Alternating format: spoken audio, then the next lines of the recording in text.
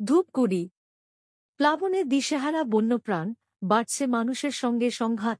একই ব্লকের 2 গ্রাম পঞ্চায়েতে বুনো সুজোরের আক্রমণে আহত 7। সাম্প্রতিক বন্যায় জনপদের পাশাপাশি কাদা পলি মাটিতে ঢেকেছে বনাঞ্চল। জলের তোড়ে ভেসে গিয়ে বাসস্থান হারিয়ে এই মুহূর্তে দিশেহারা বন্যপ্রাণ। মৃত্যু হয়েছে গন্ডার থেকে অন্যান্য বন্য প্রাণীদের। কর্দমাক্ত জমির নিচে চাপা পড়েছে খাদ্য ভাণ্ডার। অগত্যা লোকালয়মুখী হচ্ছে বুনোরা।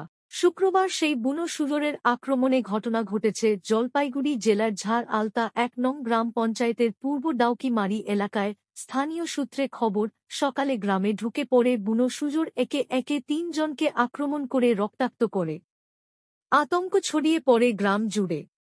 বর্তমানে আহতদের ধূপগুড়ি মহকুমা হাসপাতালে চিকিৎসা চলছে। এদিকে ধূপগুড়ি ব্লকের ঝাড় আলতা 2 নং গ্রাম পঞ্চায়েতের খট্টিমারি এলাকায় কৃষি জমিতে কাজ করার সময় বন্য প্রাণীর আঘাতে জখম মোট 4 জন। স্থানীয় এক যুবক তার নিজস্ব গাড়িতে করে তড়িঘড়ি হাসপাতালে নিয়ে গিয়ে তার চিকিৎসা চলছে।